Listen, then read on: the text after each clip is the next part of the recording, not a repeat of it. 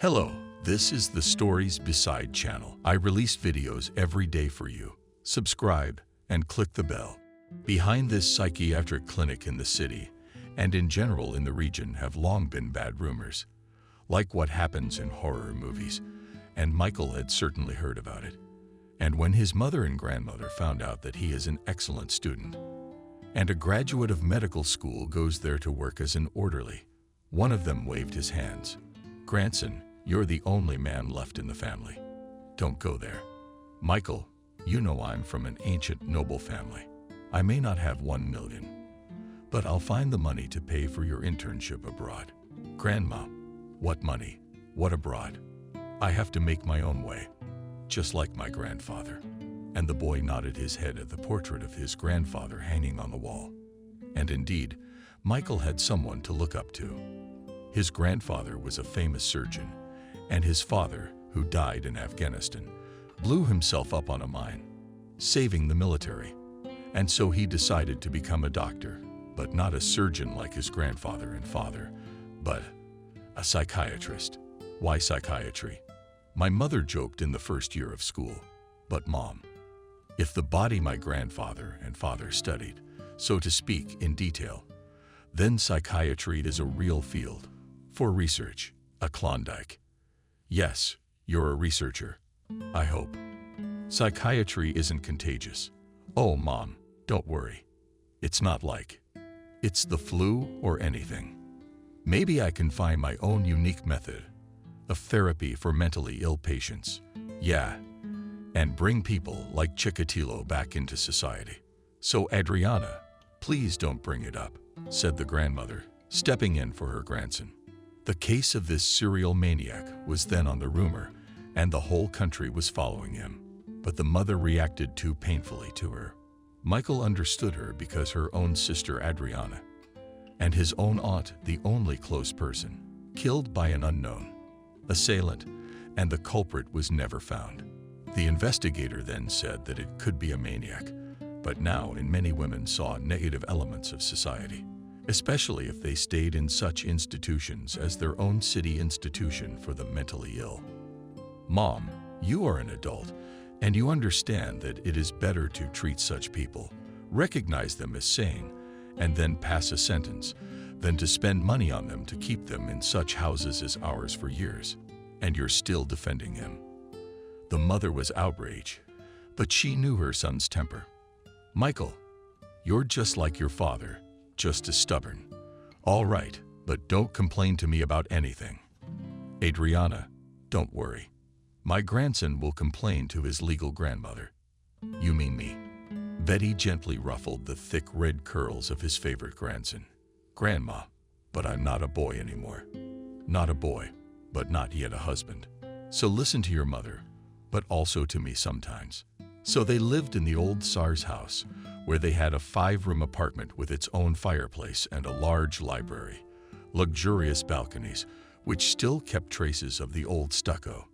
This house was in the very center of the city, stood on a small hill, and was considered one of the elite in the city. For it, even many rich men and millionaires, even one criminal authority, gave crazy money for the family to sell their apartment. "No way," said Betty's grandmother, who was considered the head of the family and whose word was final. "This apartment will serve my great-grandchildren and great-great-grandchildren. So just stop asking me stupid questions like if I'd want to sell the apartment and leave me alone." That's all she said a few years ago to a city criminal mastermind.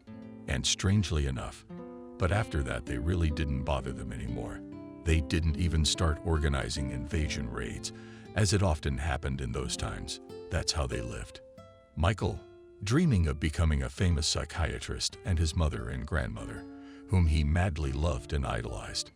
No, there were girls in his life, and even an older woman, but he loved few. Yes, there was a crush, even a feeling like love, but nothing serious. He went on studying, falling in love, dating. Now he was interning at a psychiatric clinic in their town. Yes, they had talked the most horrible and heartbreaking, up to the fact that their orderlies and doctors have fun with mentally ill beauty, but no one could prove it. "What do you want me to do?" Michael asked his old friend Benjamin, who told him all this. I really have to go over the border, as my grandmother says. But you'd have to sell the last of it. And what would I do in that prosperous Europe? And you realize their methods and ours are probably incompatible. So that's where it stands. I'm already used to the realities of our medicine and psychiatry, in particular, as well as methods of therapy. What's a handful of pills? I'd rather have a shot in the vein, or even for some freaks in general, orbital lobotomy. You're a bloodthirsty Benjamin. I'm way ahead of you. Aha. That's why I went into dentistry, so I could yank my patient's teeth with a vengeance. And the guy was soon making a grimace that made them both laugh. A healthy laugh. Crooked faces like first graders. It was normal. In their practice, doctors, they are such and black humor that help them endure the specifics and difficulties of the job. Often the lack of weekends when there is no one on shifts. And you do all the work for 3 people so you cannot die long, or even go crazy and become like his future charges patients in a psychiatric clinic. Yeah, Ethan, I probably should have chosen dentistry like you, and my grandmother insisted that my senior year I choose dentistry or gynecology. But that's just not my thing, I see, Michael. Then you'll have to go to me for dental care and one of our girls for gynecology. I'll give you a headache. All right, buddy, I gotta go home. I gotta get ready for my first day of private dentistry tomorrow. I'm on the phone for now. Michael nodded, and after shaking hands, they parted ways. He had to go to his mental hospital tomorrow. Then, it was worth it to come home early, to pack a bag, and for once, not to sit in front of the TV until night, to sleep. Already at home he had dinner and brewed himself a fragrant tea. Michael sat down at the computer, an old computer brought from Europe, but still capable of much computer brought to him under the order from a friend of his grandmother for his birthday. When Michael was in his 2nd year of study, and the guy's joy was unbounded. Grandma, this is a real treasure. Luckily, the guy had no limit. And now he sat down at the computer, started the system, and connected the internet. Yeah, the internet is power. The ability to communicate with the world, to learn a lot. And now he decided to keep his own electronic diary of his internship at work, including everything he saw and heard, what methods were used, and what the doctors achieved. Maybe I'll even write a dissertation based on this diary. Not many secrets this asylum hides. Is this your institution for the mentally ill? Grandma came into the room and put a tray with a huge tea and sweet spoons on the table. Yes, Grandma, I'm thinking of keeping a diary. Maybe I'll see something interesting, and there are strange things going on in your almshouse. Grandma, do you know something? Tell me, please. I know something. Betty sat down on her grandson's bed and thought about it. That sometimes I see girls and young women in weird outfits, but they also have ribbons in their hair. Grandma, well, the outfits are ordinary, hospital outfits. Maybe some suits came from humanitarian aid. And the ribbons? Maybe one of the nurses got sick. No, grandson, something else. Outfits. Grandma thought for a moment, and then said, like in adult movies, a dress, short stockings, and netting. Somehow the guy raised an eyebrow in surprise. Strangely, he had passed by this place many times, but he hadn't really paid attention to the patients. His grandmother, on the other hand, did. She looked at her grandson carefully, and then continued. And about the ribbons, they're weird too. How can I explain it to you? Well, what caught your attention? Just tell me the first thing you noticed. The guy felt like a detective, but he was already wondering what his astute grandmother had seen. Betty pressed her lips together and then gave out. They're red with glitter. So what? Grandma, it's bright and beautiful. I guess crazy people like that. I don't know about that. In my time, so to speak, pre-revolutionary ribbons like this were stuffed in the hair of girls of easy virtue in brothels. And here, they'd walk around like that, and they'd be highlighted with ribbons, so to speak. It's not human. You shouldn't make the poor and disadvantaged look like the poor and disadvantaged. Ugh. And also such ribbons flew hair only young and beautiful. Grandma, you're my Agatha Christie. Really, how many times have I walked by it and just not paid attention? It's impossible not to pay attention to such an inferential outfit. All right.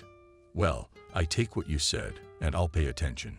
Maybe I'll uncover some kind of world conspiracy. And the guy smiled his beautiful smile, but he didn't know how close he was to the truth. This hospital was a place for the mildly insane. As the doctors would say, those who didn't require enhanced confinement. That's why the patients could walk by themselves in the equipped yard of the institution, awarded with a fence. But the guy would learn about it later, when he would encounter the most horrible and disgusting thing that could happen in his professional life. Monday turned out to be surprisingly sunny and similar, especially after a night of threatening rain and rain that walled the city. Yes, Michael thought. Waking up in the night and looking out the window to rain like that could wash away the whole city and my psychotic charges with it. But the morning was clear and sunny, and there was practically nothing left from the traces of rain, except for broken branches and leaves on the ground. Yeah, it's a lot of work for a janitor, the boy said aloud. That's right, said the janitor of the Czech grandmother Sophia, who has been cleaning the yard. Since 5 o'clock, she's already cleaned so much, and still waving and waving the broom. Good luck to you. And the guy, throwing his backpack on his shoulder, went to his new place of practice. On the approach to the psychiatric clinic, the guy decided to walk around it a bit, on the other side, so that he could see the place where their patients usually strolled, and to pay attention to what his grandmother was talking about yesterday. Indeed, there were several girls walking in the courtyard, dressed in very revealing outfits with brightly colored ribbons in their hair. But the strangest thing was not only the orderlies, but also the head doctor and his 2 deputies were standing aside. They looked at their charges and smilingly discussed something. And the head doctor was looking at Kathy, a new patient who had been brought in a few days ago, a victim of hypnosis, or rather a failed experiment of a psychopath. A doctor who practiced his trance technique on her. Yeah, the guy thought. Such things happen in the practice of doctors. As the grief doctor told the law enforcers, this method he tried to muffle her inner hunger. What kind of hunger? One of the investigators asked the doctor. Sexual hunger. She was just obsessed with men, always wanting sex. I tried to bring her back to a normal life, although so far I had to cure her with this method by my refinement, to cure her. Or maybe it was just you decorating her like that. I was saving her from herself. The doctor was sure he was doing good. But, as Michael thought to himself, having heard the girl's story and the doctor's testimony, he was no less crazy than his victim, whom he had turned into a vegetable. Yes, thought the new orderly from one prison, or rather office, psycho, experimenter to the clinic, or rather, a study, a psycho, an experimenter in a clinic where she was looked upon as a subject of pleasures and possible molestation. Well, if you've got your eye on her, I'm gonna have to keep an eye on you, Kathy. Now I realize my grandmother was right about something. You don't dress patients like that. This isn't a catwalk, it's a clinic. Michael took out a pack of cigarettes and smoked, even though he'd only dabbled before. As his downstairs neighbor, Uncle Benjamin, who'd been in the camps for years, would say. He was translating product, also a colorful type. The guy remembered about him. But in reality, as he was an Urka and a political prisoner in the past owned such a 3-room apartment. Michael even once asked him jokingly, who will get your chambers and jacuzzi? To which he replied, squint your eyes at him. Don't be jealous. I won this house with my teeth. And the neighbor showed his not too healthy strong teeth. Don't look at my teeth. I can still do a lot. And the apartment is my mother's inheritance, not the state's. Believe me. Uncle Benjamin, but you don't have children. Who told you I don't? I had a daughter, but she died in childbirth. So there's only one beloved grandson. But why doesn't he visit you? Where is he? Do you even know? Because he lives abroad. My daughter married an Arab. She fell in love and went to the Emirates. To tell the truth, she lived like a cheese in butter. I wouldn't give her that. But I guess you have to pay for everything. And I guess she paid the price when she gave birth. I'm sorry, Uncle Benjamin, I really didn't know. Hold on. There's a grandson. Have you even seen him? Yes, he came to my daughter's funeral. To her grave, to be exact. She converted to Islam and was buried on the day she died. So I only got the grave. I'm sorry. You're welcome. My grandson's growing up and my daughter's husband calls me and shows me his grandson via video link. He keeps asking me to come over, but I can't leave the house. Yes, and here I am among neighbors as my own and smiling through tears. Neighbor went to his apartment. Michael stood smoking under the fence net and did not understand why he remembered him. But fate would once again bring the neighbors together in this case, albeit in a very unusual way. And now Michael stood smoking, looking, and could not make a step and continue his way. Maybe throw it to hell under his nose, said the guy. And then he almost jumped. On his shoulder lay the hand of William, the lead doctor, clinic, and supervisor of Michael's practice, who had seen the guy get off at the bus stop, how he had smoked, stopping under an old lime tree. And as he watched a group of paramedics walking in the courtyard of patients of doctors, laughing them among themselves, probably at some oily joke. Who are you gonna leave? Certainly not the practice at our fun and games place, but I think you're overdoing it on the fun and games. No, it's definitely that kind of black doctor humor. It is so, sort of so humor. The doctor smiled and took his ward under his arm and led him towards the psychiatric hospital, slowly but surely moving him towards the horrors that were going on inside its walls.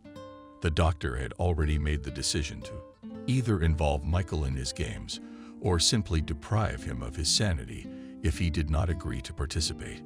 Why him? It's simple. Michael is a new man in their collective one not so long ago, by chance, and he's strong for his age, plus handsome. Here, is such a boy handsome, which is exactly suitable for filming spicy movies. Already in the clinic, the head doctor Noah and William took him through all the buildings, floors, and wards. Yes, the views are not the best, and emotions are not the brightest.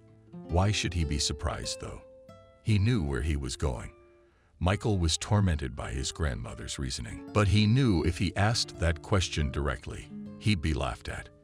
But at the most, he'd get suspended. And the guy would never find out. Noah asked Michael over tea at the resident.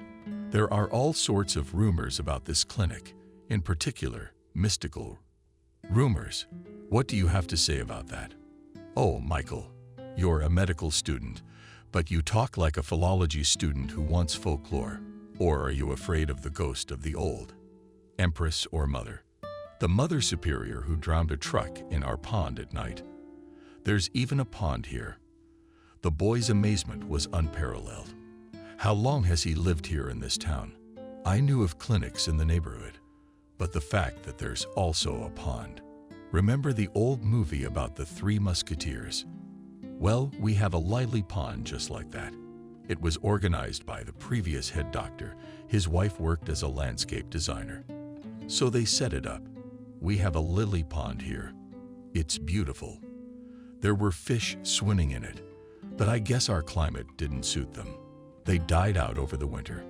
But our patients don't care whether they're fish or lilies. And Ethan, an orderly with huge fists and a face resembling a tango arena, laughed as Michael's laughter made him shudder, and the doctors simply did not pay attention to him. And why do they tolerate such people in the clinic? Although on the other hand, there are some violent people who can't be subdued without physical force. Yeah, But Ethan's rudeness sometimes got to Michael, as did the thought of having to work with someone like that.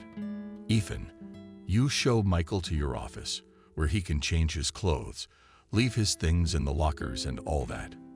He's only here for a couple months, so to speak, a couple months internship. But it's still got to be determined." Ethan nodded his head and waved his huge fist at Michael. Michael didn't show his displeasure. Let it be.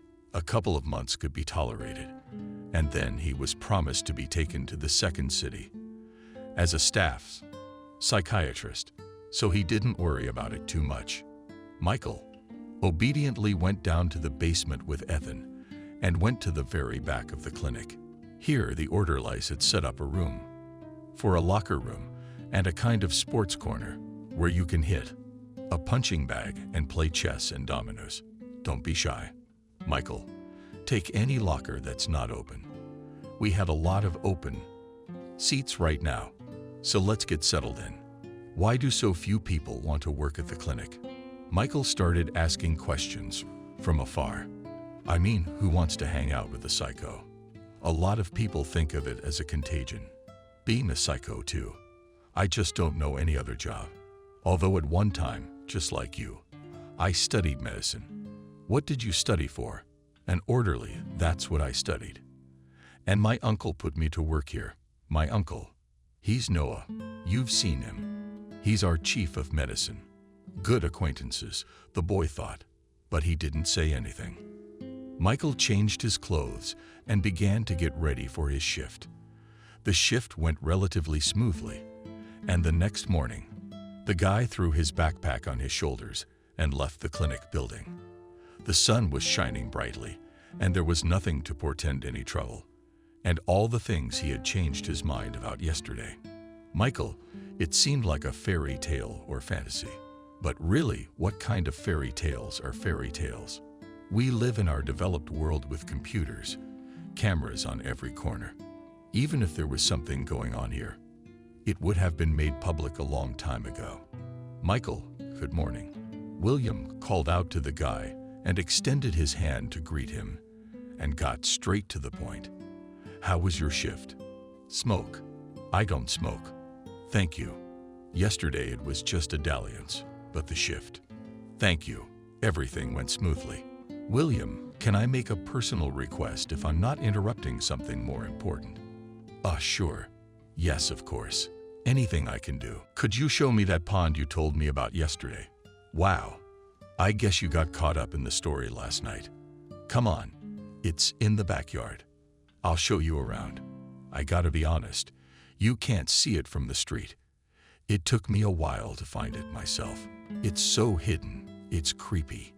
Is this place really inhabited? The center of Izhevsk. The doctor looked at him with a slight chuckle and said nothing, but waved his hand and led him deep into the park area of the hospital. Yeah, it's a bit of a wilderness, and that the most strange noise of cars from the street was not heard, although the clinic itself was located at the crossroads of quite busy central city roads. How quiet is it? And strangely enough, you can't hear much traffic from the road. Yes, you're right, Michael. You've noticed it's quiet. And here's the twig itself, and the head doctor spread the branches with his hands and let the boy go ahead. It's beautiful. Before, Michael opened a pond, laid out of stones behind burned black lilies, around which willows grew. And what was the most amazing thing? There were several statues in antique style of girls, hunting or carrying jugs on their shoulders. He had not seen such statues for a long time. Oh, it's beautiful. And notice the angle and the shot. You could even make a movie. What kind of horror movie have you seen in our cellars? There's no such thing as a cellar. Why? There are some. Yes, imagine that. And they lead to the local Cathedral of the Transfiguration, which is across the street from us. Are these cellars or cellars? I don't know. They lead to the monastery, and they say the monks at our clinic have the right people. And all because it wouldn't occur to anyone to look for a healthy person in a mental institution. Then there's been some kind of collapse in some places. Now these passages are impassable. That's for sure.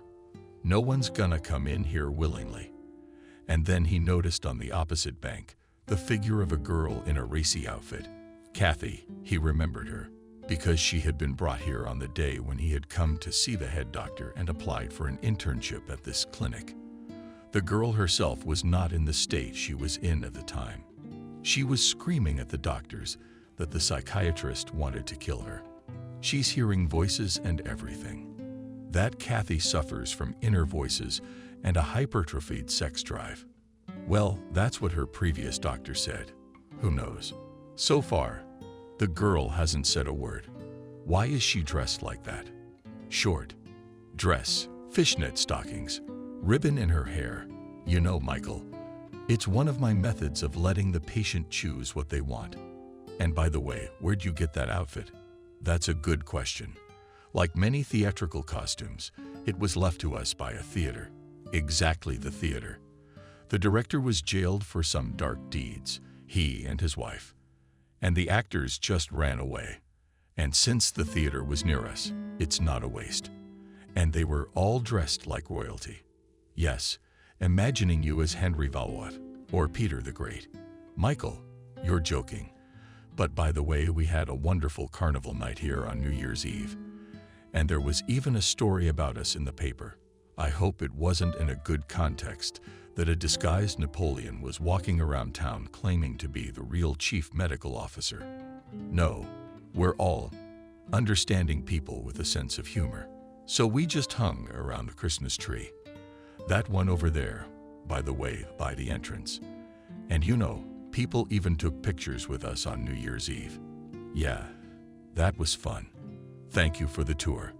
I'm gonna go home and get some sleep. Thursday again for 24 hours.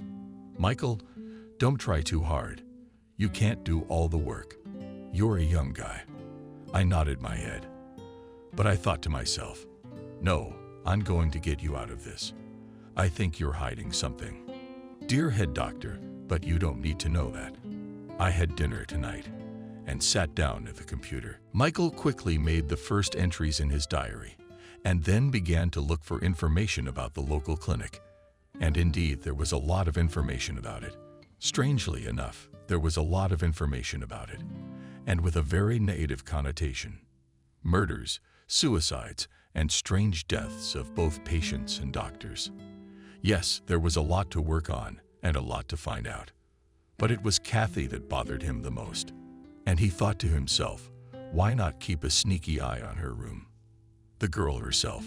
Not without reason the head doctor was looking at her with such olive eyes.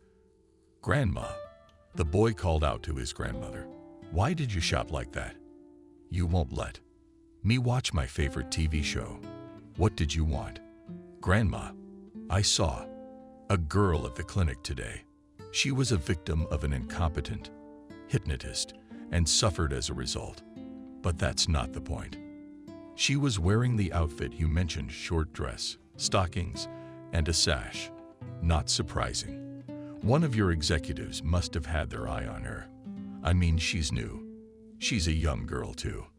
I take it. So you're going to steal her? No, Grandma, I just want to keep an eye on her room. It's on the first floor, so it won't be a problem. To do anything, you have to have proof. That's what I'm required to do. Really, Michael, I'm old. I'm not going to play Sherlock Holmes with you. I'm more of a Mrs. Hudson. Grandma, that's not what I mean. Just cover for me in front of Mom. I'm gonna go over to the clinic tonight, stake out the windows, so to speak. I found a military A in Grandpa's closet. Okay, if anything, I'll tell Mom you're home already asleep. She's on call today anyway, so she won't be home. But you're my grandson, please. Don't get into any trouble. Okay. Michael nodded his head and poked the old lady on the cheek. He went back to his computer. What's going on at the clinic? How was your shift? The old woman was still interested in how true or not the rumors were. The rumors about the asylum. Yeah, Grandma. It's okay. I told you it was nothing like that. No, it's not. Our head doctor showed me the old pond on the grounds today. the one with the black lilies. Grandma didn't tell me about it. I went there and saw it because the wife of the former head doctor was my friend, and the pond itself is her creation. But the doctor didn't tell you that in the same pond they found the wife of the former one drowned. The guy shook his head, looked at his grandmother in surprise, but there's knee-deep water, and that's it. And this is the strangest thing. Her body was lying with her head in the water. She was submerged in the water, but her arms and legs were lying flat along her torso. They took a sturdy, adequate soldier and put her face down. That's all. And then they found water from the pond in his lungs. No signs of violence on the body. If that's what you're asking, it's odd that she came in, lay down, and swallowed the water to death. Drowned of her own volition. The guy was being sarcastic, but looking at the expression on his grandmother's face, he immediately faltered. Betty did not tolerate unnecessary words and jokes, and therefore immediately warned her grandson. Yes, Michael, death is strange. But if she did it herself, then she had a reason. And maybe even her own husband is the same as your current boss's overbearing. There's nothing to cure them. Maybe, under the old doctor, he and his brothers also had fun with innocent girls, and his wife found out and drowned them both. So, what of it? Or maybe who drowned them? But really, she won't become a ghost of a ghost, will she? Maybe she wouldn't. But believe me, there's something scary going on out there. And I'll tell you honestly, this new girl isn't worth the danger she's bringing upon herself. Trust me.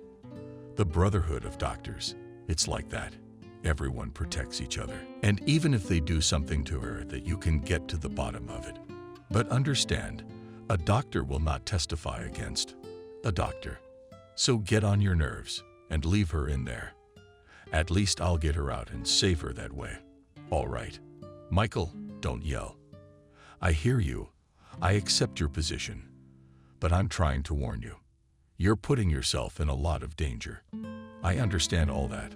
That's why I'm telling you where I'm going and what I intend to do. Betty nodded and stood up, heading for the door.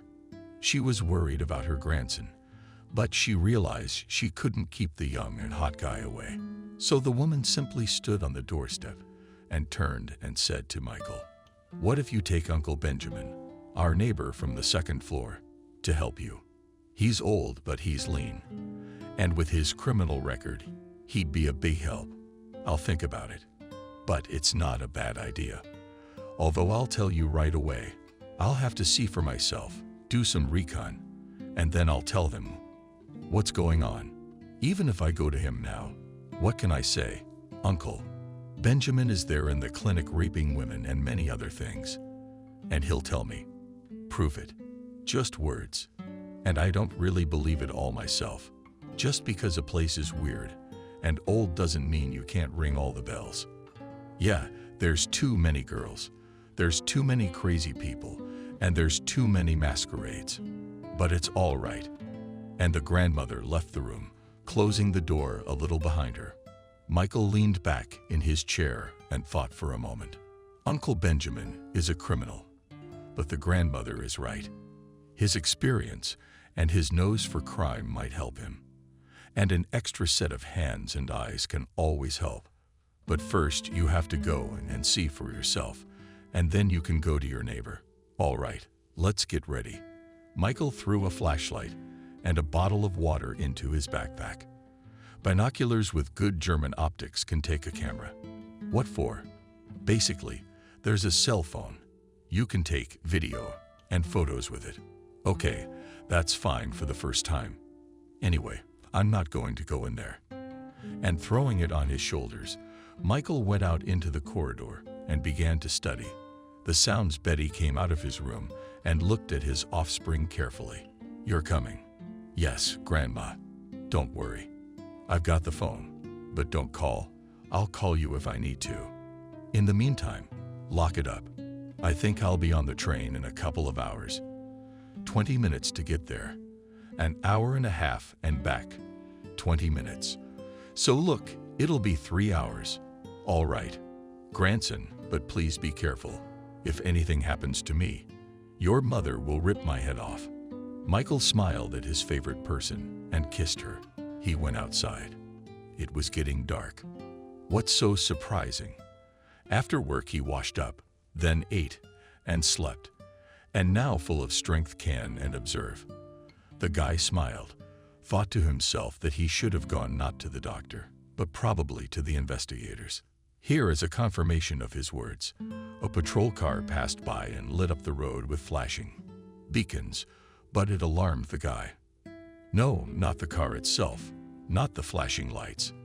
It was the fact that the policeman stopped it around the corner and got out quietly, covering the door. They slammed it shut, as usual, quietly slipped through the hole in the fence of the psychiatric clinic, and went just as quietly, whispering among themselves. Wow, the cops are also in business, and the young medic's bewilderment had no limit. Did these columns, as his grandmother would say, come here too? Wow. Now, it's not just medical malpractice anymore. It's a group of gangs. And that's what he's encountered in practice. Come on. Maybe he just made a mistake, and the police came here on a signal, so to speak, to check what's going on here. But still, these two were acting weird, uncharacteristic. Michael slowly went in the direction of the secret eye. In the fence, jumped in the chassis, hiding behind the dense vegetation, and abundantly growing along this fence. That was a plus right now, and it wasn't exactly a starry night. So the guy slowly crept toward the ominous, overhanging park clinic. This 3-story old pre-revolutionary building was an eyesore in the city. It was going to be demolished long ago, moving the facility to the outskirts. But apparently, it wasn't worth it for the high-ranking officials to go there in search of hidden pleasures. "Come on, come in here," quietly said one policeman, and let the other one inside. The basement. Wow, they got the basement entrance open. I wonder who's on shift today. An old orderly with a long history of alcohol abuse, or Liam. Another one of the orderlies with a huge fist. When Michael himself asked about the door to the basement and the padlock, the head doctor secretly smiled and said, "This is the entrance to our basement paradise. And is it like growing marijuana there?" Michael decided to make a joke, but I guess the joke didn't work. The doctor looked at him sideways and said it wasn't pot. It was something else, but it's too early for him to know. Everything will show and tell later. And now they just let outsiders into this forbidden paradise. Maybe they are part-time security guards. Michael chuckled under his nose and began to approach the clinic building even more quietly. The windows of the wards on the first floor glowed with a dim light. It was the way the duty lights burned, and the light itself was enough to see what was going on in the wards. The guy intuitively approached the window of the room of the new patient, Kathy, and from surprise, almost dumbfounded on the spot. Guy saw her sitting on the bed, dressed in a short school drill dress and with bows in her hair. Yeah, the guy almost whistled in surprise. And apparently, the girl heard his exclamation and looked out the window. Michael intercepted her gaze for a second. He was devastated. Apparently, she'd been pre-sedated with sedatives. But at the same time, there was a silent plea for help. But then, Liam and the doctor in charge entered the room, and the boy sat down instantly so as not to be seen. Michael sat under the window and listened intently to what was going on in the room itself. He heard the footsteps of 2 men and the creaking of a bed. Then the words of the head doctor. "Hello, Kathy. You're already dressed as well as you can be. Now let's go down to the basement with me and Liam. You'll find a lot of interesting things there." The basement where the 2 policemen went. Apparently, they had some sort of organized pleasure nook down there. And that's where they took her, drugged her with psychotropics. But what to do? The guy quietly sank to the ground and put his hands around his head. What to do? What to do? And then the front door creaked and Michael squeezed into the ground. 3 men came out of them and headed towards the basement. Good night was dark, and the yard of the clinic was not illuminated. Therefore, he simply was not noticed. But only the girl turned back, looked in his direction, and cried. Tears rolled silently down her face. Michael heard Noah begin to quietly soothe the girl and told the orderly, "Lie him at the school, to her in the basement for another dose of sedative. We didn't want her to wake up at the right moment." And the chief of police wasn't happy with his new doll. "Yeah, sure, Noah. Let's get her in and give her a quick shot." And the trio began to make their way down to the basement. Michael had one single desire: to break into the basement and snatch Kathy out of the hands of doctors and cops. But he realized how impossible that would be.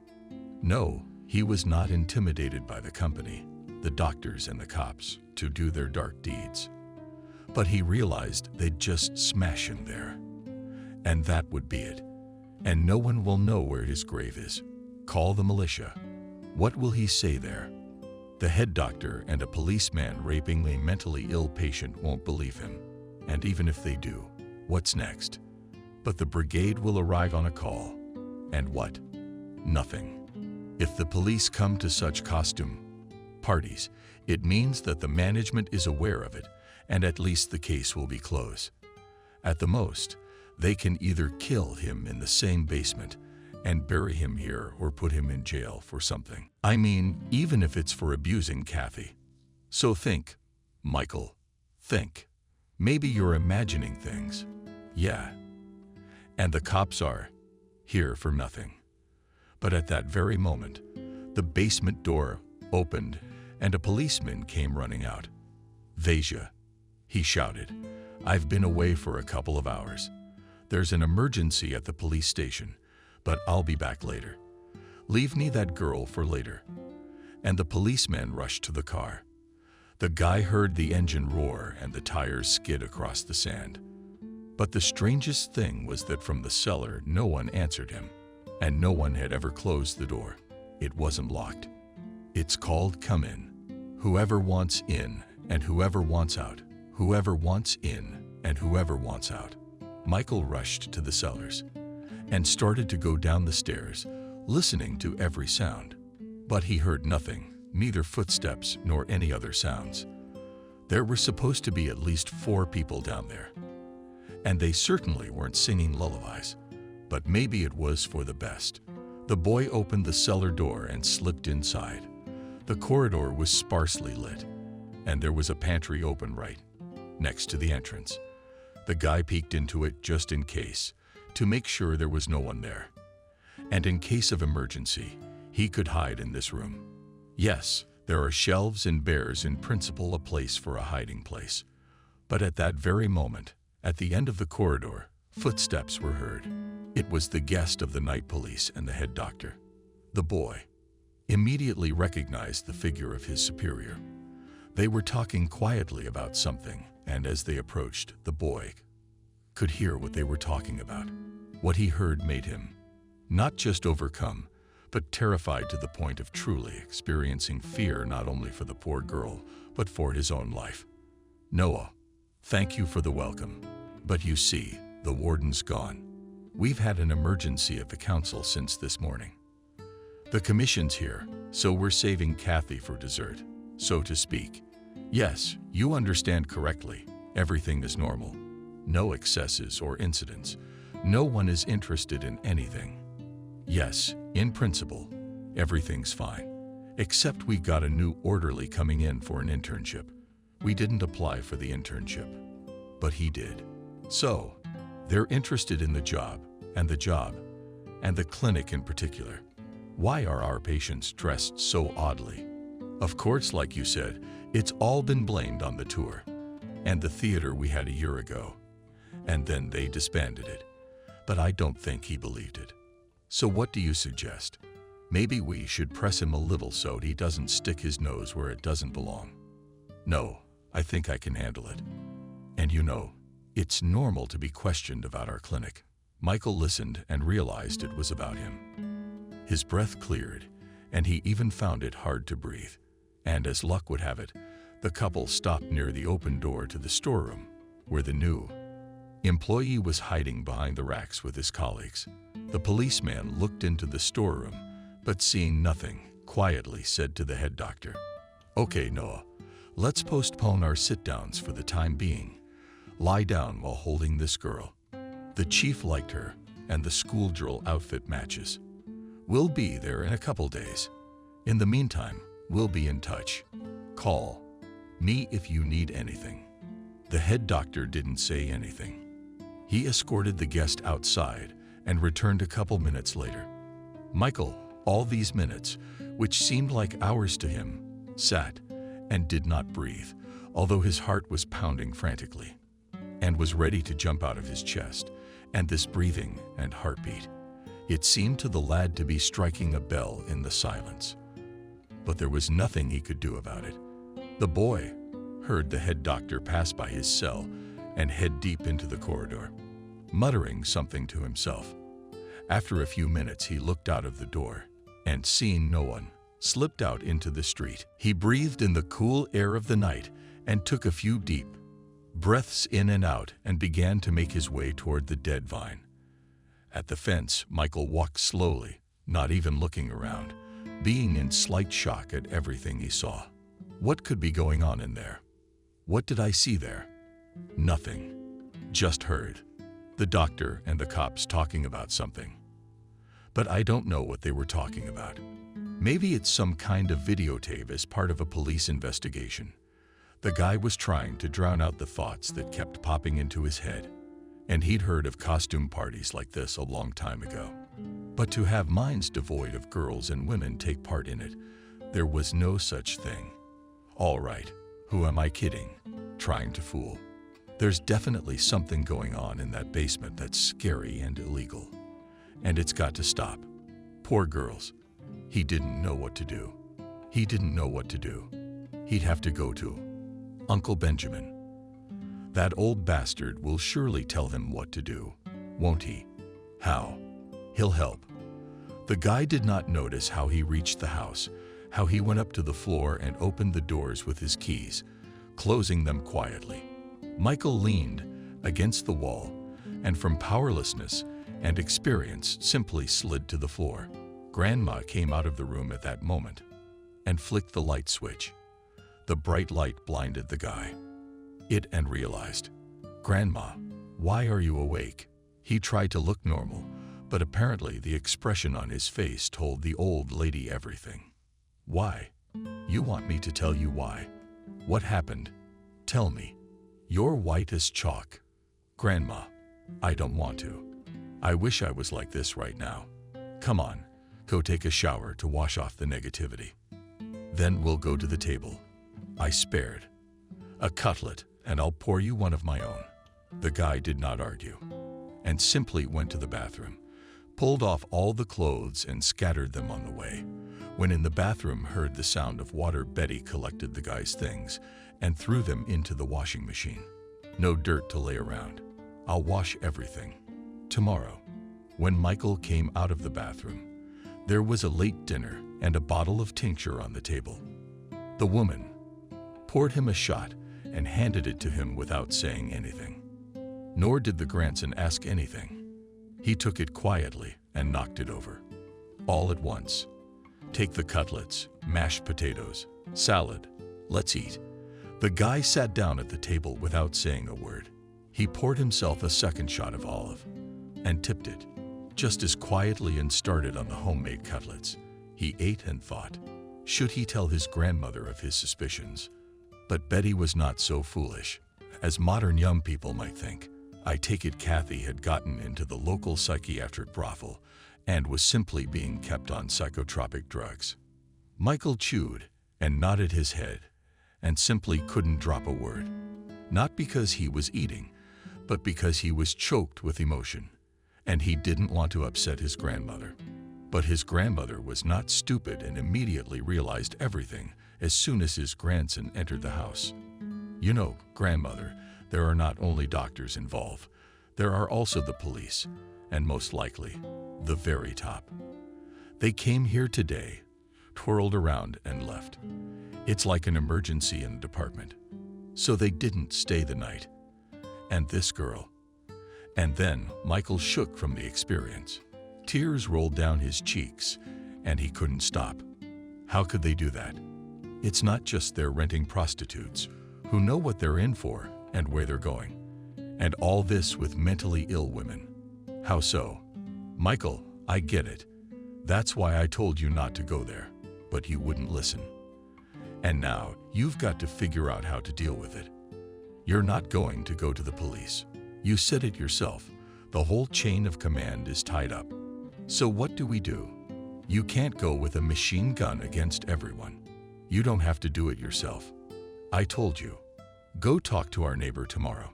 You know, the one below us, Benjamin. He's a thief. He's old school, I think. Plus, he's got a grudge against the police. So if he doesn't help, he'll certainly tell me what to do and who to turn to.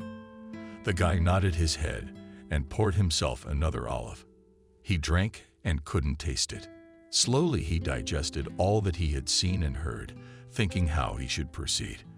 But Babushkina's spit turned out to be quite strong, and already in half an hour the guy was pecking his nose.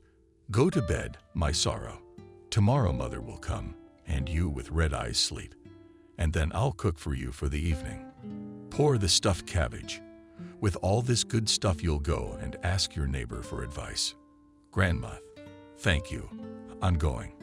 Michael only laid his head on the pillow, as he was immediately dreaming.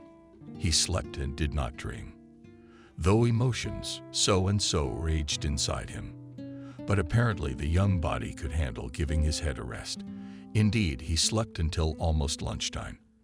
And when he got up at 12 o'clock, he found no one home in the kitchen. All he caught was a note from his mother. Say, lunch on the table from his grandmother, stuffed cabbage in her purse, cash in the fridge in the back. We had a snack in Russia too. Michael went down to the second floor and called Uncle Benjamin's apartment. He didn't open the door right away, but he wouldn't let the guys in. Michael, do you want something? Uncle Benjamin, my grandmother gave you Golutsov, and he pointed to the bottle. And then I'd like to talk to you about a sensitive matter. The old one stomped on the doorstep. He liked Betty's stuffed cabbage, and it wasn't nice to say no to a neighbor. It wasn't proper. But he had guests he didn't want Michael to meet. The guy heard he had a stranger as a guest, maybe the lady of his heart, and he's here with his own problems. Uncle Benjamin, if I'm interrupting, I'm sorry, but can I come back later? Yes.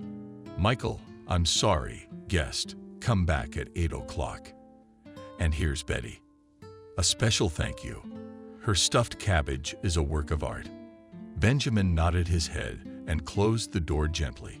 Yeah, the stuffed cabbage and cash came in handy. There would be something to feed and drink an old friend. He came unexpectedly, and frankly speaking, the skull's visit surprised Benjamin and made him a little wary. And what does the skull need from old Kogan? And a vagabond? Yeah, maybe our old friend stomping on the doorstep for starters. Hopefully, the doorstep isn't where friends have a business conversation. Oh no, sure, come on in. Except there's nothing to buy. But I did not come here to eat. The restaurant will not feed. If you want strong tea with your girlfriends, I won't refuse. You owe me tea and my girlfriends. When Benjamin went to put the kettle on, the doorbell rang. It was Michael, but not the landlord. Neither did his guests know about it. Both were wary. But since Benjamin had long since retired and felt no guilt, he boldly opened the door. After talking to his neighbor for a few minutes, he returned to the room with the fools and the cash. Oh, I see the delivery service is working perfectly, joked the skull.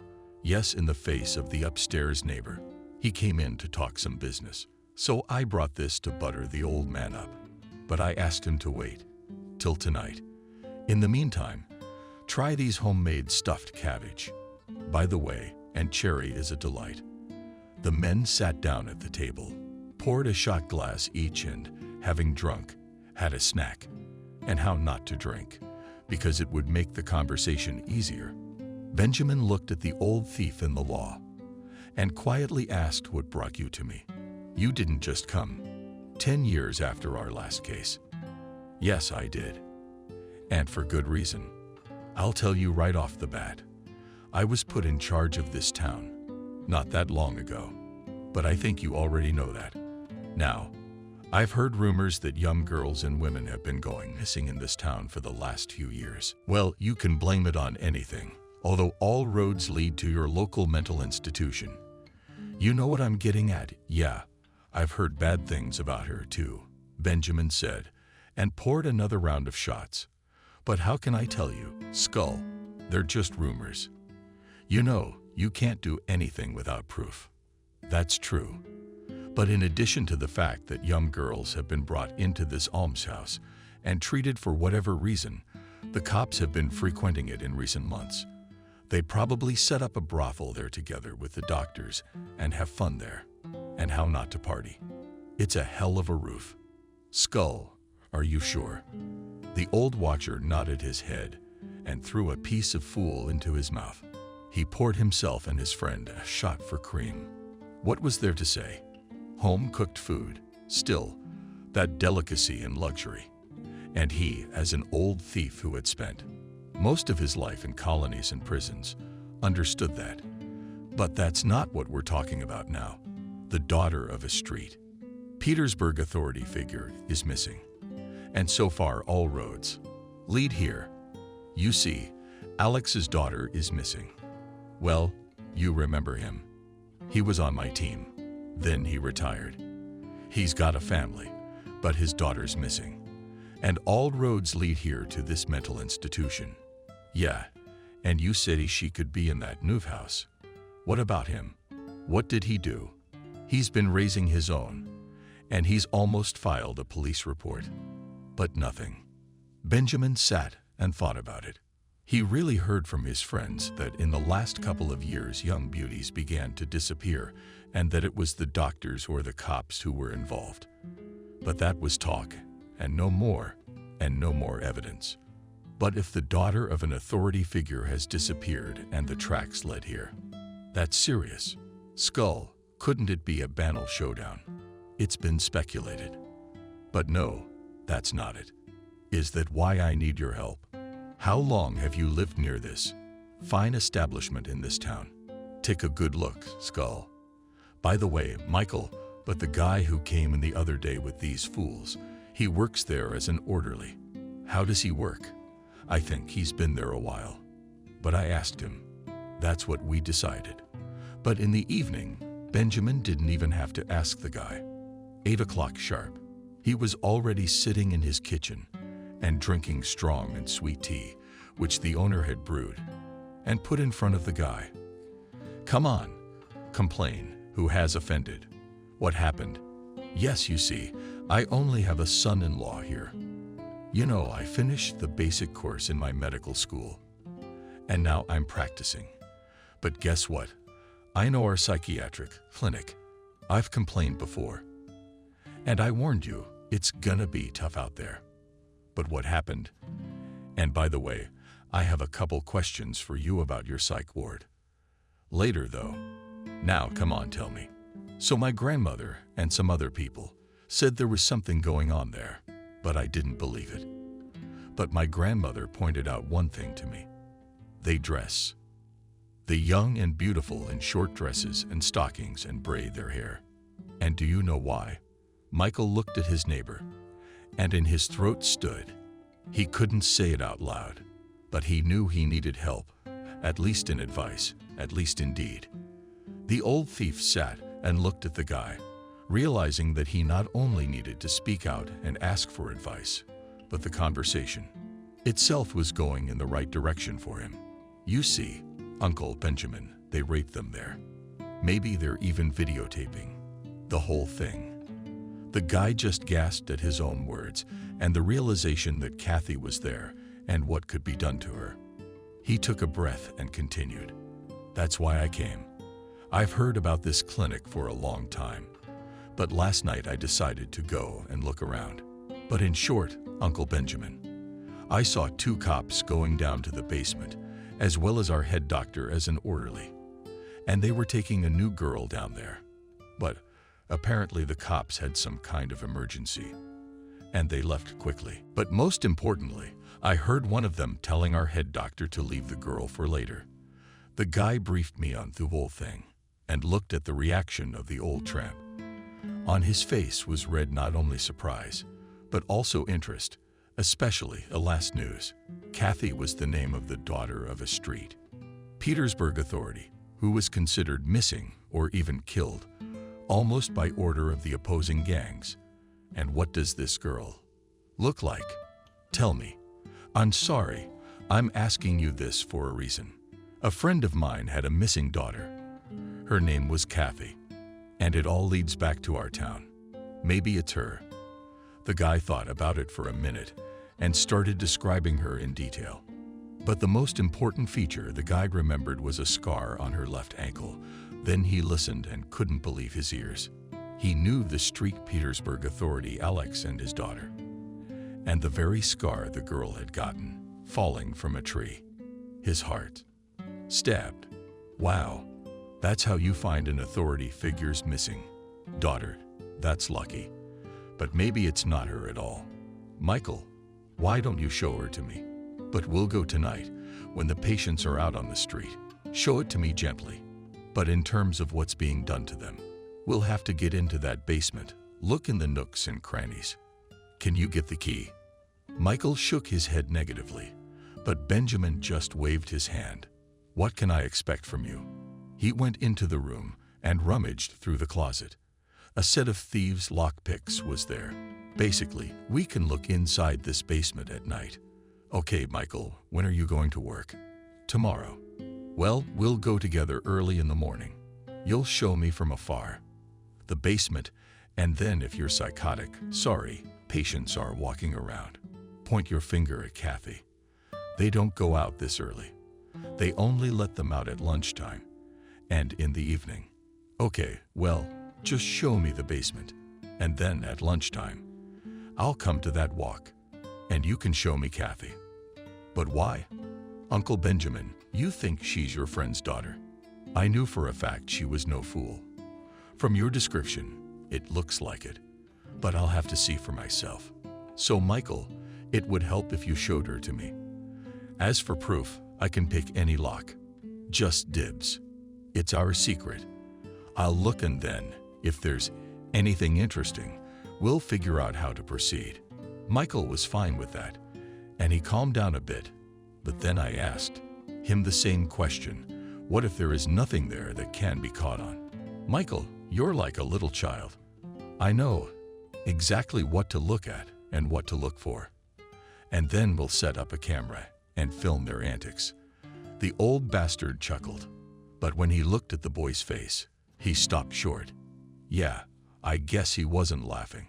Although, if you think about it, it's the height of cynicism to do such a thing as people in white coats and the police cover for them. Yeah, I got a special thing for the police. Plus, if this Kathy brothers thank me very much. Michael, I'm sorry. I guess years in places not so remote haven't made a saint out of me. But I do feel sorry for your charges, especially since some of them were just stabbed with antidepressants and sedatives, and now they're doing this. But that's okay. I'll take a look. We'll set up cameras if we have to.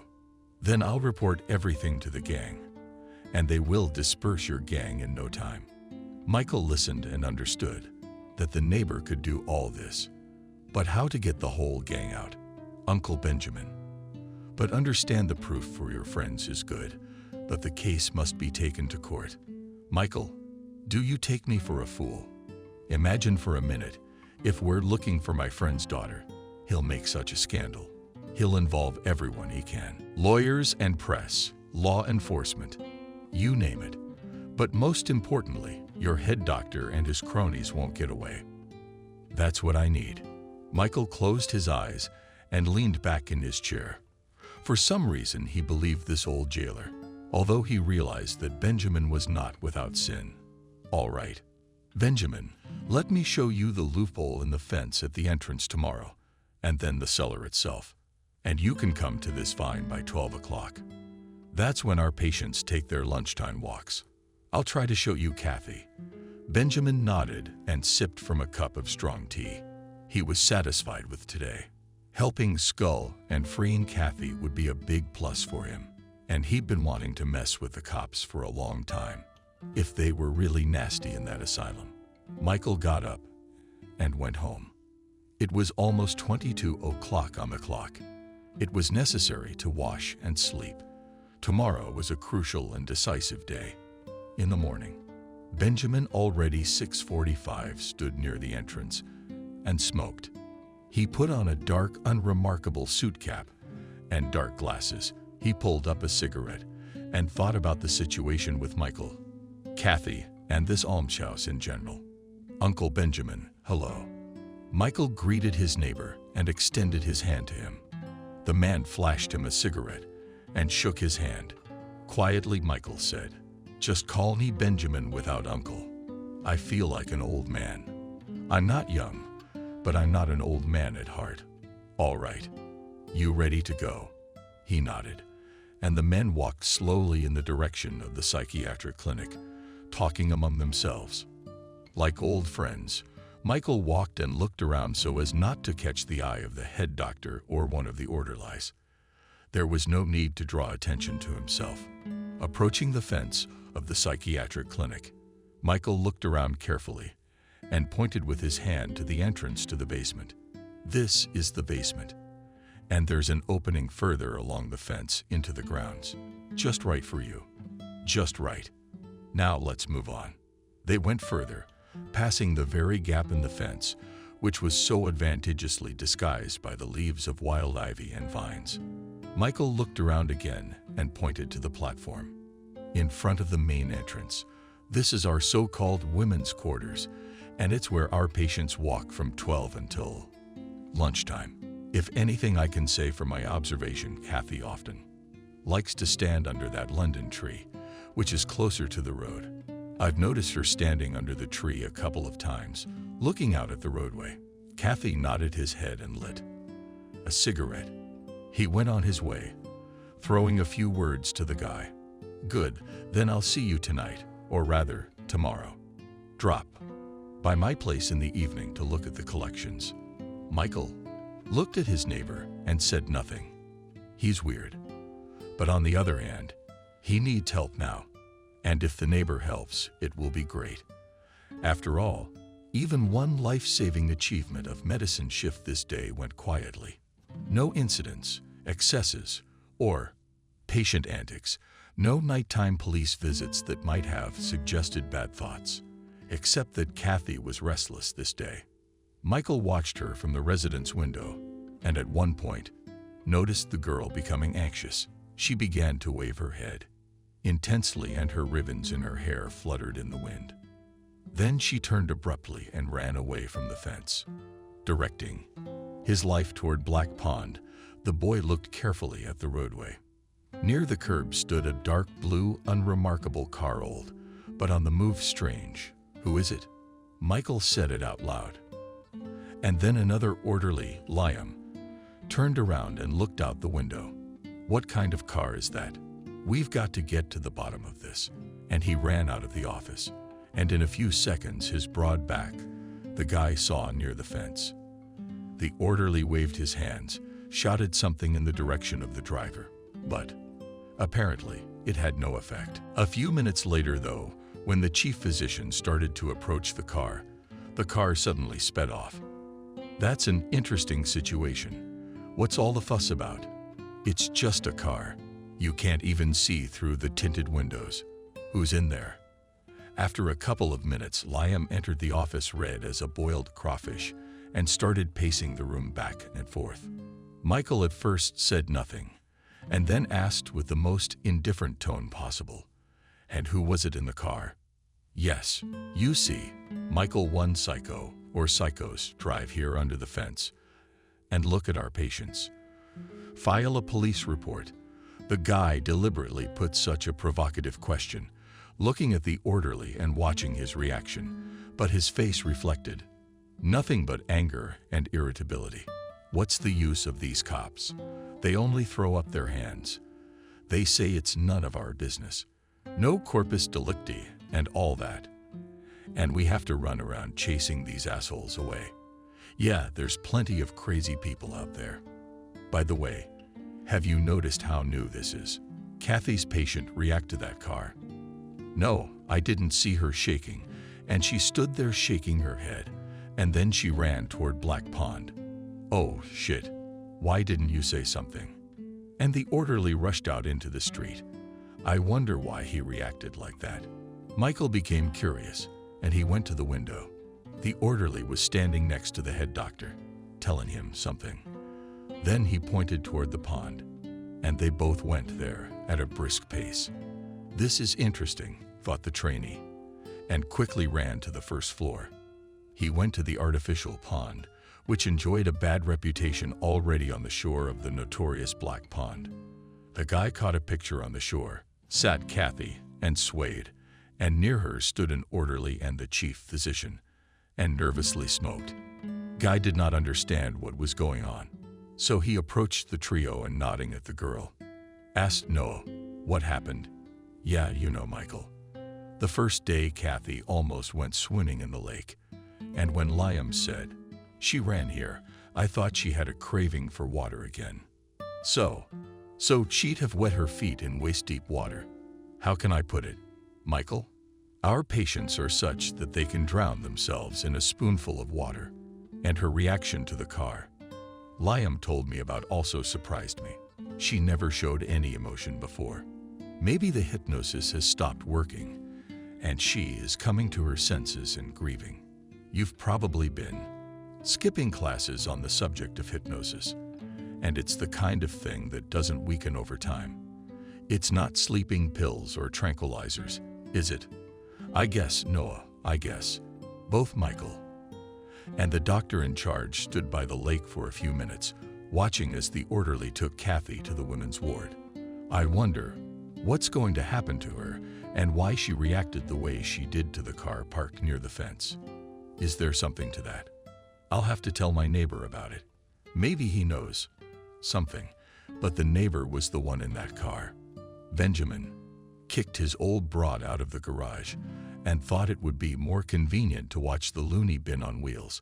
It was at 1:30 that he drove the car up to the place where the loonies were strolling, and oh joy, near this fence stood Kathy. It was the daughter of the St. Petersburg authority figure. There was no doubt about it. Yes, he had seen her about 15 years ago. She had grown up and become a beautiful girl, but her eyes were still the same, just like when he'd seen her at her birthday party when she was 7. I wonder if the scar is still there. I should ask Michael to look at the scar on her leg. That's the only way to tell. I parked Benjamin's car with the window down and looked at the girl carefully. They must have drugged the poor girl with some pills. She's as good as dead. Eyes blank, all dressed up in some stupid costume. Yeah, I guess the guy's right about it all looking like something.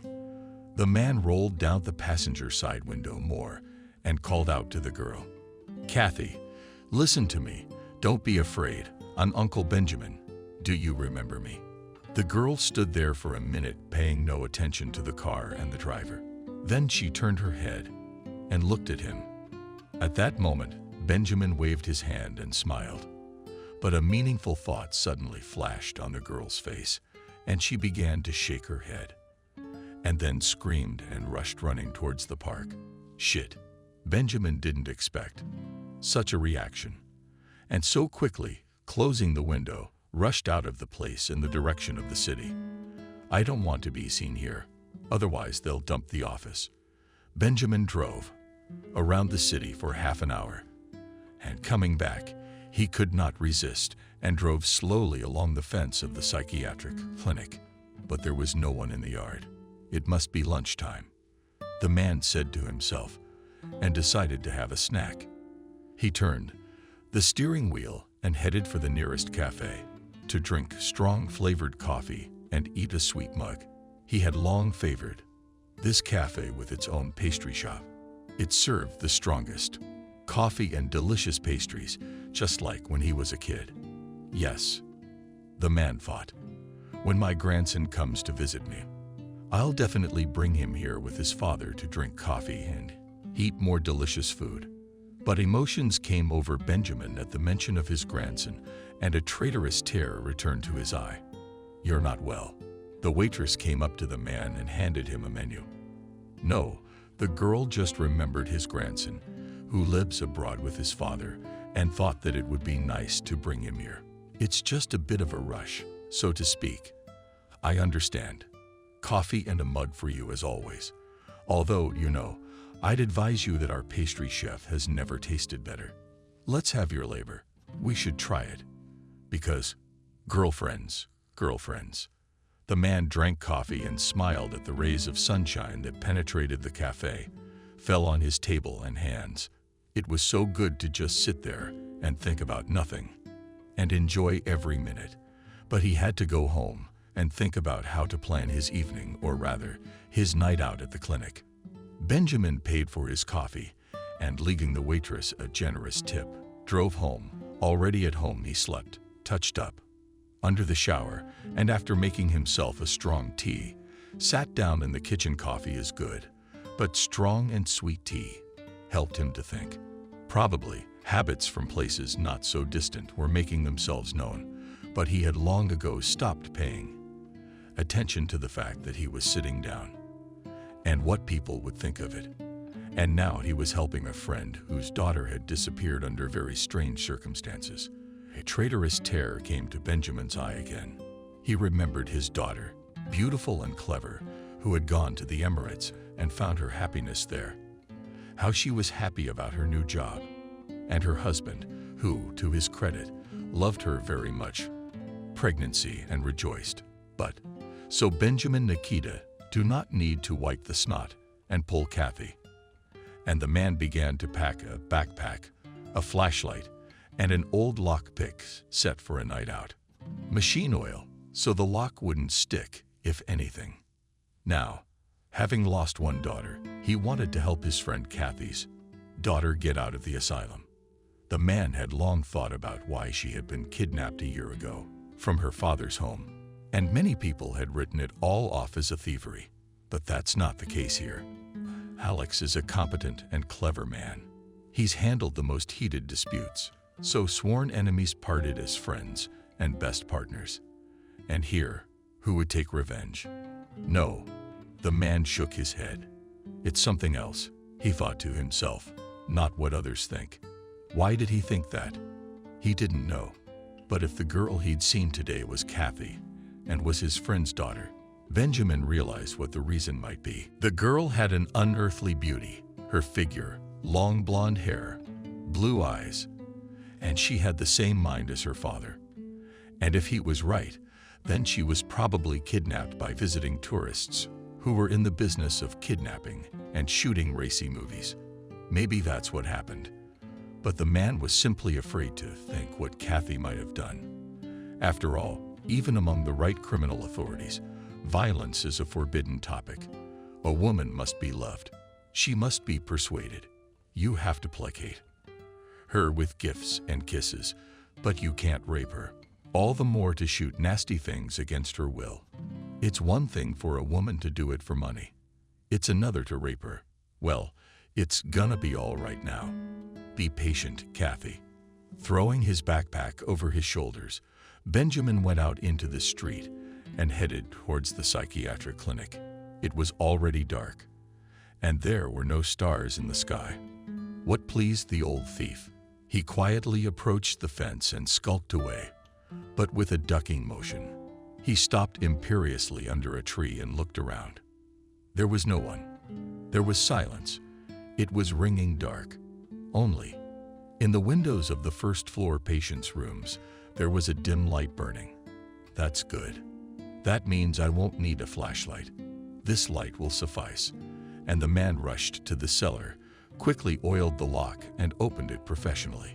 Benjamin did not hang it in place, leaving the door covered, but not tightly, so that in case of need he could quickly run out. The hinges should be oiled as well. It wouldn't be good if the door suddenly peeked open quickly, coping with the hinges. The man began to listen to the sounds in the basement and slowly walked forward. The hallway was quiet. On the left side were storerooms, some closed, others without doors. That's fine, the old thief thought. There will be a place to hide in case of trouble. Strange, where these subhumans had found a porn studio. But at the very end, Benjamin saw a massive door, so stuffed with felt. Yeah, there you are, and soundproofed at the very end so no one could hear the girls screaming, the bastards. He went to the door and listened. But what kind of work had been done there?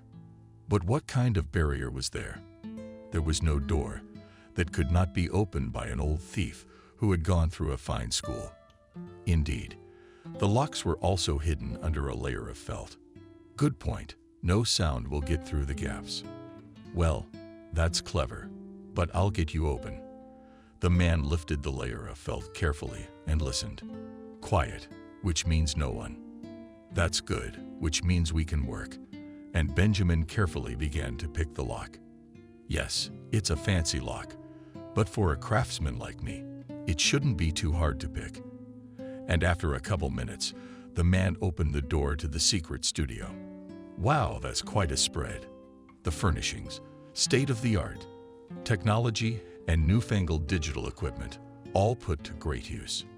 No wonder with the police running it all. And apparently, they're making a lot of money.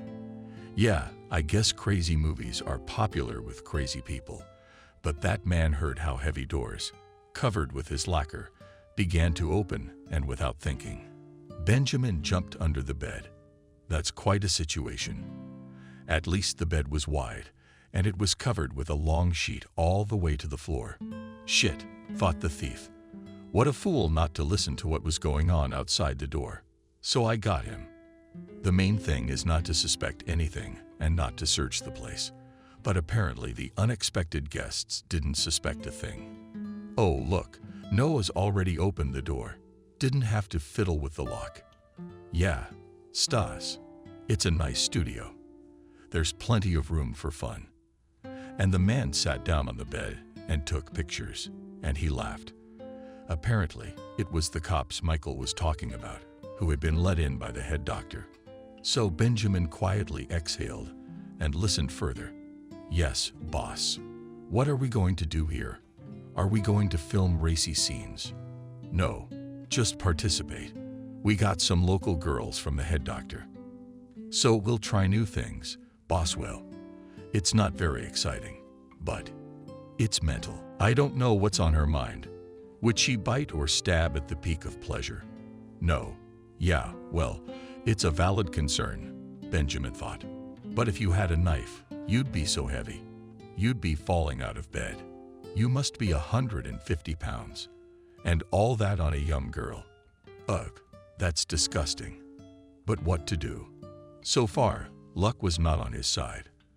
But then another man came into the room and said, "Sorry, Mr. Mikhailovich, I can't make it today. Apparently, it's either the moon or the stars. But our girls are on a rampage. Aha." Apparently, the head doctor tearfully apologizes for his wards. But apparently, the police, brass didn't like the news. And he's not happy. Noah, why is that? Or does the hospital no longer have the appropriate injections? We've injected a couple of times, and the girl sleeps well. Yeah, we've already injected them, but it's still wrong. I'm sorry. Come back in a couple days and I'll put them on hard shots. Then they'll be as smooth as silk. All right. The cop said grudgingly and got out of bed, walked towards the exit. But next time, there should be 2 or even 3 girls. The doctor answered nothing, but only closed the door behind his guests, locking it shut. After a few minutes, the thief crawled out from under the bed and began to look around. He decided not to rush out of the room, but to put his video camera here. He definitely needed proof of what was going on here. Kathy then. He can quietly get out of the room, but this office needs to be covered up, and he knows to whom he will send the received materials.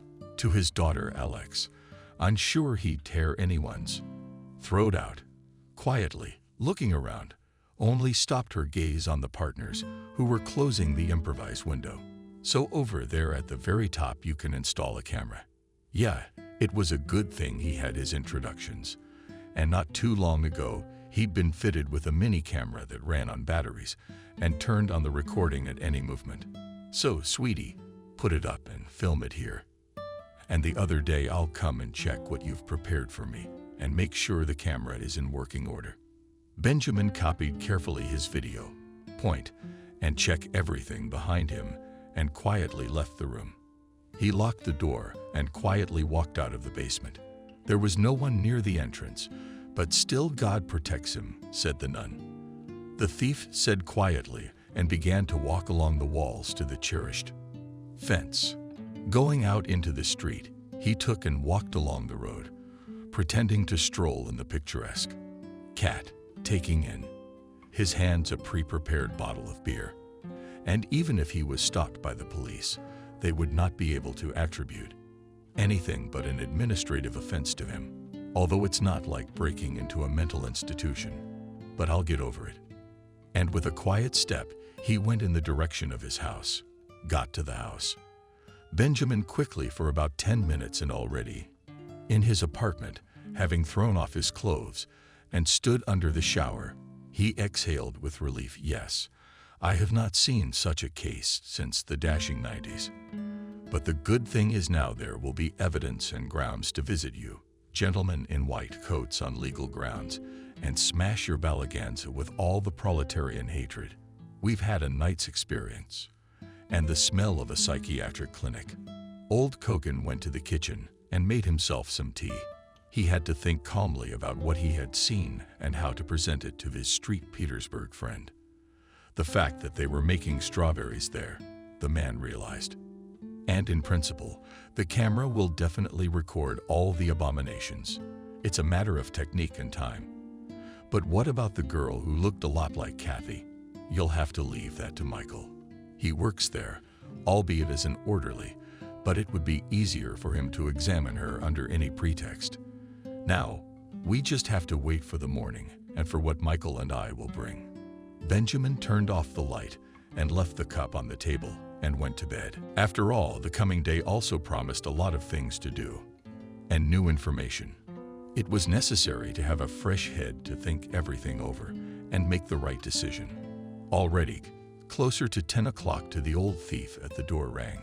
Probably Michael, and he was not mistaken. Uncle Benjamin, I came straight from work to see you. May I come in? I've been waiting for you. I just got up and made breakfast. Give me my hands and sit down at the table. I don't feel like eating right now. Uncle Benjamin, do you have a lump in your throat? Our lunatics almost went crazy today. I don't know what happened, but they all went crazy. Some howled, others sang songs, and the women's ward all threw off their clothes. It was a restless night, I know. Michael looked at his neighbor perplexed, but did not ask anything. He sat down at the table and looked at the plate of scrambled eggs Benjamin had placed in front of him. I stopped by her lovely basement today and got into the spicy studio. And by the way, while I was there were visitors, most likely. Your Noah, the head doctor, and the police. But don't worry, nothing happened. First came the cops, then came your doctor and said that the patients are raging. So everything was quickly turned off. But it's not worth the wait. He promised them strawberries in a couple days. So, but no. But I left the video camera there for now. I'll pick it up in a couple days. We'll see what's on it. And then we'll figure out where to go and who to show it to. By the way, did you check to see if this new Kathy patient of yours has a cross-shaped scar? Yeah, the night before everyone else. I was working on her, and I got a good look at it. It's a small one just below the kneecap. Benjamin nodded and smiled. So it really is Kathy. She had been found. There was no doubt now. That was good. I'd have to get proof of the lectuary, the doctors, and the police. Then we could celebrate victory. It's her, said Benjamin, eating scrambled eggs. There's no doubt now, but we have to wait a while. Let the camera capture everything, and then trust me, I know who to show the material to, and it won't go away. Uncle Benjamin, I realize. You're a lawman, but it's one thing to have a criminal altercation and another. This needs to go to court. That's right, sweet man. What did you think? Gangbangers in black cars are gonna come in and shoot everybody, and that's it. No, we're just gonna show them all up. And then there's the lawyers, the courts, and of course, the media. Don't worry about that. Just keep your ear to the ground at your job and try to make sure that nothing happens to Kathy during these days. By the way, who's giving her the sedation shots? Yeah, there's this Liam. Orderly, big guy with huge fists. Why? Try to make sure you get the job. You make sure you don't give the girl the shots. She has to come off the drugs and be, so to speak, sober and clear-headed when it all comes to a head. But even if things don't work out, just keep an eye on her. Michael nodded his head and smiled, acknowledging the breakfast. He himself hadn't noticed how hungry he'd gotten in 24 hours and practically gobbled up everything he'd prepared in one fell swoop. Yes, he had a good appetite. The landlord looked at the young orderly and smiled. The man brewed tea and took out his favorite girlfriends. Let's drink tea. And listen to me carefully for now. Michael nodded his head, began to listen to the old thief. He told him that Kathy, supposedly the daughter of one of the street Petersburg authorities, it was time to close the studio, and his help would be very helpful. And she wasn't mentally ill, more like a kidnapping victim. Half an hour later, the guy was on his way home. Uncle Benjamin's gonna go, or my mother and grandmother will be worried. And you call me if you need anything. And where will you find out? Okay, while we wait. If there's anything new, I'll drop by Grandma's. Thanks for the goodies. She's always spoiling the old man. What are you, an old man? You'll give the young ones a head start, won't you? And shaking hands, the neighbors parted. Michael opened the door and from the doorstep heard the smell of his grandmother's famous PR. She at his place always cooked her signature delicious and grandmother's pie. Smells like from the doorstep. Why'd you stay late at work? Oh no, I stopped by my neighbor Benjamin's. But they're to talk and I was going to talk to the old fella about something. Mom, don't coach. No one's safe from jail or prison. We all could be, just like in my Elm's house, by the way. And the guy threw his backpack on the hall table and went to the bathroom to wash his hands. When he came out, he went into the kitchen, where breakfast was already on the table. Mom, I don't want any. I ate at work, but tea and cake would be great.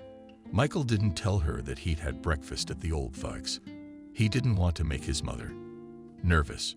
The woman looked at him carefully, but didn't say anything. Only the grandmother, apparently, guessed where her grandson had eaten, but shook her head, said nothing.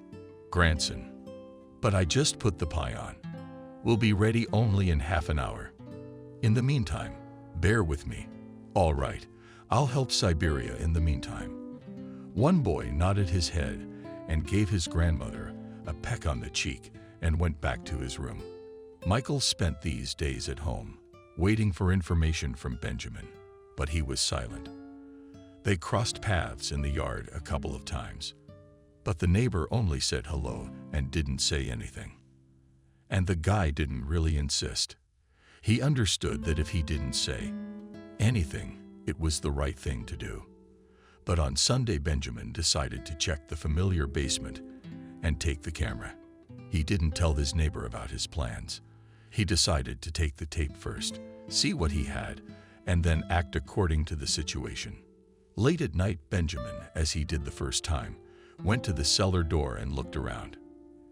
Everything was quiet, but the silence was deceptive. Come on, he had to go get the camera anyway, and he slipped downstairs, opened the greased door, and froze on the threshold. The man listened carefully to the sounds, but the silence was sepulchral.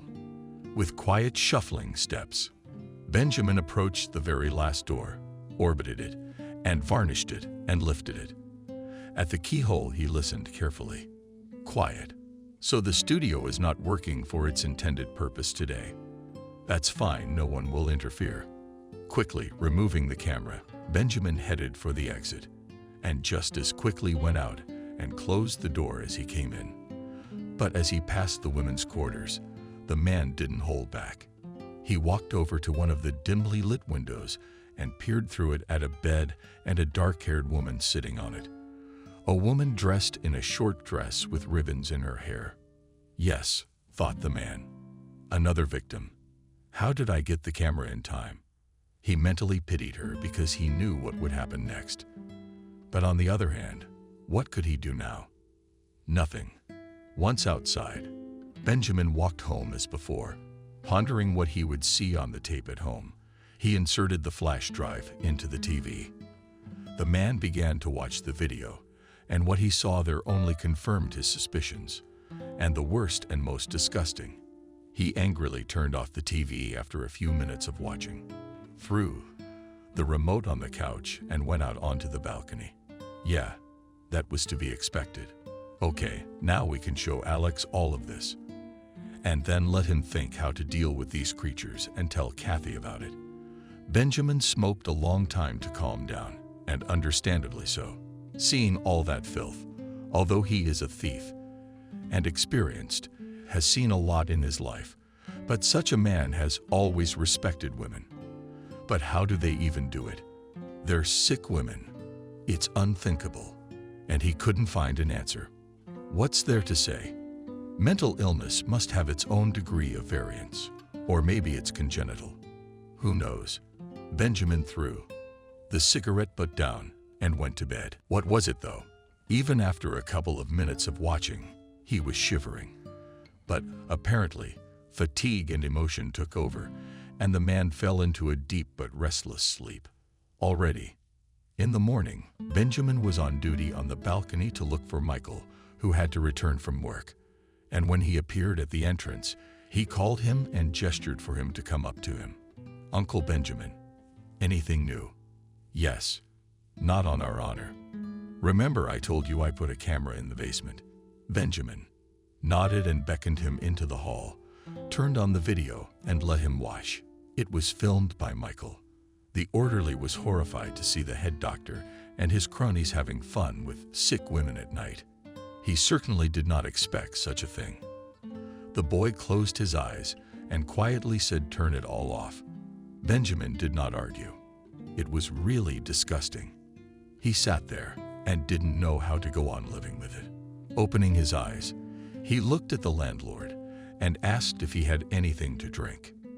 He nodded his head and took out a bottle of vodka from the bar. He hadn't been drinking for a long time, but he always had alcohol just in case, and now he put a glass of white vodka on his neighbor's face. He held it out and said, "Wait, I'll bring snacks." But Michael did not wait for an appetizer, but drank the vodka in one fell swoop and sniffed it with his sleeve.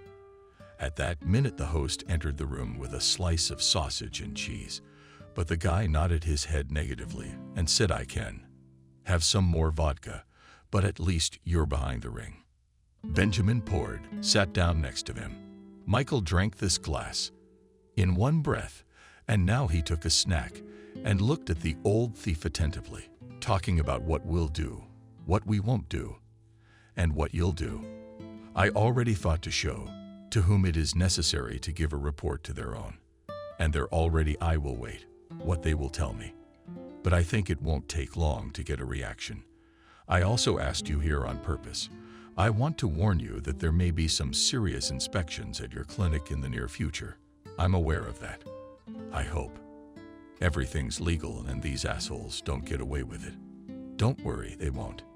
You tell me, how's Kathy? How can I tell you? I got the head doctor to let me give her shots, you know, just for show. But you know I didn't. But then, you see, Uncle Benjamin, she came into the clinic sort of hypnotized. So, she probably doesn't realize where she is. Or maybe it's like, she's in there. And is she really mentally damaged? I hope not. Although we can't rule out that possibility. But now, The main thing is to get her out of there, and then other specialists will deal with her." And Michael nodded his head. He was sober as a glass even after 2 glasses of alcohol. Apparently, the nervous shock did not let the alcohol to work. The guy sat on his neighbor's couch for a while longer, silently leaned back, then looked at the man and said, "I'm going home. I need to be good. Just Michael, I'm begging you, don't do anything on your own right now. Do you realize how dangerous this is? That's one thing. And secondly, you can't do anything on your own.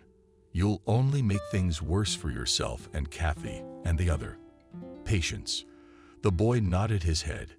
He realized he was right, and it was stupid and dangerous to take any action now. All he could do was wait. But he didn't wait long. The very next day, he was summoned to work. "Michael, good morning. Is no bothering you? You've been summoned to work immediately." The head doctor's voice was frightened and trembling. "Good morning. What's wrong?" the guy asked. It was just for show. Did he realize what might be going on in his clinic? Nothing yet. Come on over." And the head doctor hung up. "Yeah, that's how you guys got moving." Apparently, the neighbor got the materials to the right place, and now the guy quickly got dressed and started to leave the apartment when he was stopped on the doorstep by his grandmother. "Michael, what are you doing up so early?" the chief of medicine called. "I have to go to work for my shift." "So you didn't even bring any food?" "No, I didn't have a shift. There's something going on, and it's probably an emergency." "Okay." Then he slammed the door, and 5 minutes later he was at work. And what he saw made the guy very happy. A whole brigade of enforcers were crowding around the main entrance. Orderlies and doctors nervously stood and smoked in the distance, and patients were carefully taken out and put into ambulances. Michael approached the orderly Liam and asked Liam, "What is going on?" "Don't you see, OMON, we're raiding and cleaning up, and that someone is selling drugs. Go higher. Someone organized a porn studio in our basement, and they blamed it on our head doctor and a few of his henchmen. That's what it's all about." Michael made a surprised face, but at that very moment he saw Kathy being taken out of the women's building by 2 men and carefully put into a black Jeep. So she really was the daughter of a reputable thief. But thank God she wasn't mentally ill. He looked at her and was startled by the hand on his shoulder. "It was you, Michael." The voice was commanding and quiet at the same time. He turned around and saw a man dressed in an expensive suit. He immediately realized that he was either one of the highest representatives of the government or a criminal authority. Michael nodded his head and only wanted to ask, "Who are you?" But the man was ahead of him. "I'm Alexander, Kathy's father. Benjamin, your neighbor, told me everything about you, about your help. So thank you for bringing my daughter back. You're welcome. I know it doesn't have to be this way. It's mean and wrong. Kathy's gonna be okay." The man nodded his head and looked at the boy carefully. But he didn't say anything. And what could he say if he didn't know anything about his child's condition? But God willing, everything would be fine. He just nodded his head once more, thanked him quietly, and turned around and walked to his car, which immediately sped away. As soon as he closed the door, Michael stared after him for a few minutes, reflecting on the situation, and at that moment the chief doctor and his associates were being loaded into the truck. It was all over. Michael did not notice how his neighbor Benjamin quietly approached him and clapped him on the shoulder. Now all the members of the Corps de Ballet have been captured and sent to places not so remote. Believe me, my contacts will make sure of that. And Kathy, it was her dad, but in a black BMW. Yeah, I think she'll be fine. And you, neighbor, thanks for pulling her and the other women out of that bondage." Michael raised an eyebrow, perplexed, not really understanding what the neighbor was saying, but he immediately clarified. "You see, Kathy isn't the only healthy woman in this almshouse. Many beauties were just grabbed on the street and brought here under the guise of one or another mental disorder. And what was done to them next? You know what I mean. Now the shop's been shut down. And a special big thank you from my friends. The neighbor patted him on the shoulder and went home. And Michael stood on the street and smoked for a long time, realizing that there could be a great number of such clinics all over the country. After all, there will always be people like his chief physician, the chief of police, prone to such entertainments. But now, Michael realized that there was one less clinic of debauchery, and it was his direct merit. He walked home and thought about how a person's fate can turn out. Even take Noah, the head doctor, a respected man, and an excellent specialist. But something drove him to such a crime. Kathy is the daughter of a wealthy father, albeit with a criminal record, intelligent and beautiful. She had suffered at the hands of non-humans who could simply stab her with drugs to the point of being a vegetable. But that's all in the past now, and his town can breathe easy. Oh, Michael, you got home from work so fast, lady. How's Grandma's pie cooking? The grandmother looked at her grandson and realized everything on his face. She smiled and put her specialty pie on the table, pouring her grandson some tea-flavored tea. The woman knew that now everything would be fine in this town, and certainly no one else would get hurt. And all of this was due to her grandson. She was proud of him, as any grandmother would be. After all, it is probably right to say that one loves one's grandchildren more than one loves one's own children. Betty smiled, and after patting him on the head, sat down on a chair and carefully washed her specialty pie with doctors like him flying in both cheeks. One could be calm for every patient, for everyone.